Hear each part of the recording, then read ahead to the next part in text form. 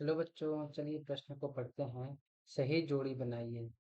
अ में है पान, ब में है विटामिन के, स में है एक्रोमेगाली, द में है अपघटनकर्ता और ई में है इंटरफेरॉन।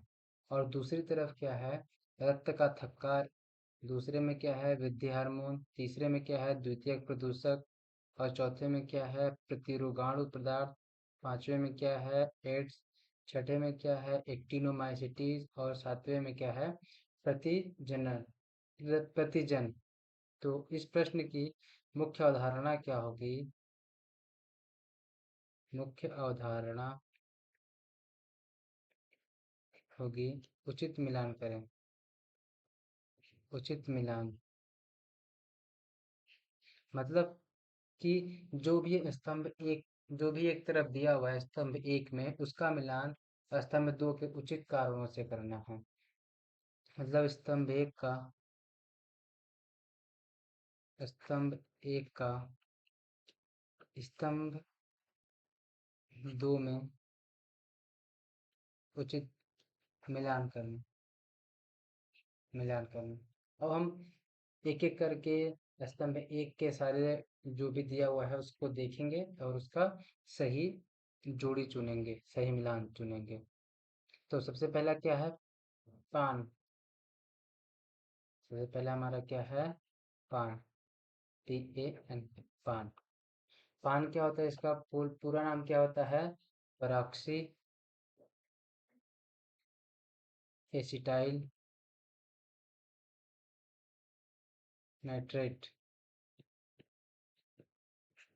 ये क्या होता है कि प्रकाश धूम बनाता है। प्रकाश रासायनिक धूम उत्पन्न होता है तथा और ये क्या होता है कि द्वितीयक प्रदूषक होता है। द्वितीयक प्रदूषक होता है। द्वितीयक प्रदूषक क्यों होता है? क्योंकि यह प्राथमिक प्रदूषक से उत्पन्न होता है। द्वितीयक प्रदूषक है। अब देखते हैं दूसरा हमारा क्या है। दूसरा क्या है कि विटामिन के। विटामिन के। विटामिन के क्या होता है कि वसा में घुलनशील विटामिन है। वसा घुलनशील है। वसा में घुलनशील है।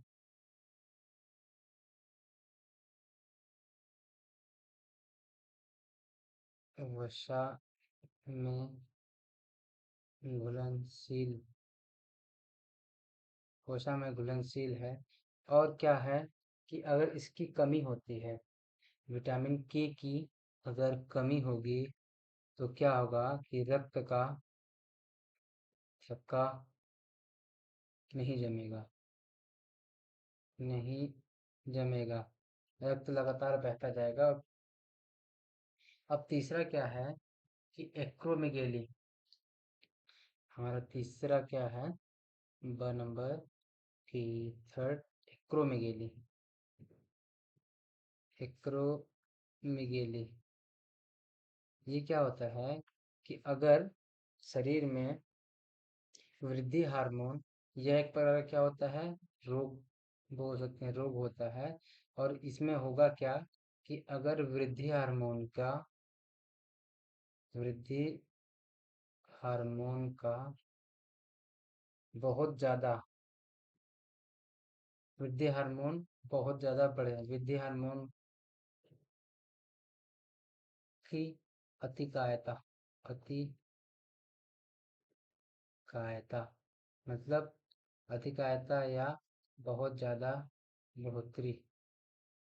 बहुत ज़्यादा बढ़ोतरी मतलब कि अगर वृद्धि हार्मोन शरीर में बहुत ज़्यादा हो जाएंगे तो एक एक मतलब शरीर बहुत बड़ा हो जाएगा, भीमकायता, जिसको एक्रोमेगेली बोलते हैं। अब हमारा चौथा पॉइंट क्या है? चौथा बिंदु चौथा है अपघटन करता। क्या है? अपघटन करता। अपघटनकर्ता क्या होता है? हमारे पर्यावरण में अपघटनकर्ता का बहुत महत्वपूर्ण योगदान होता है। ये क्या करते हैं कि जटिल कार्बनिक पदार्थ को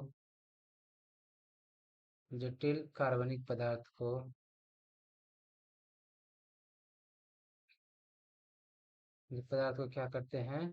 सरल कार्बनिक सरल कार्बनिक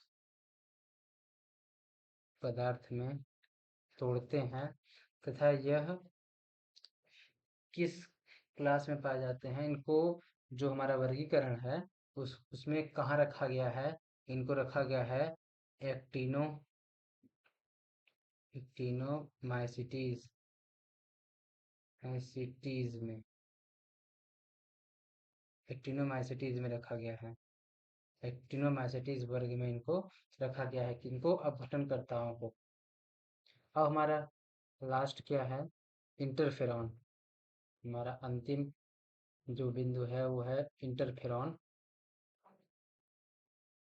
इंटरफेरॉन इंटरफेरॉन होता क्या है कि यह वायरस संक्रमित कोशिकाओं से मुक्त होता है। कहाँ से मुक्त होता है? वायरस वायरस संक्रमित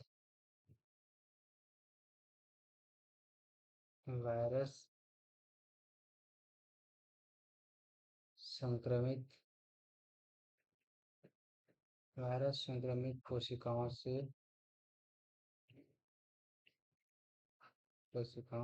मुक्त होता है। और यह क्या करता है कि जो अन्य स्वस्थ कोशिकाएं होती हैं, अन्य स्वस्थ कोशिकाओं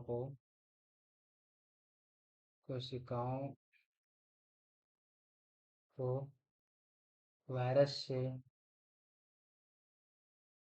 से सुरक्षा प्रदान करता है। सुरक्षा प्रदान सुरक्षा प्रदान करता है। मतलब ऐसा काम करता है कि कोई एक वायरस संक्रमित कोशिका है तो उससे इंटरफेरॉन मुक्त होगा और वो दूसरी कोशिका को ये बताएगा कि इस वायरस का इन्फेक्शन आ गया है, तुम लोग स्वस्थ मतलब कि सावधान रहना, ऐसा कुछ।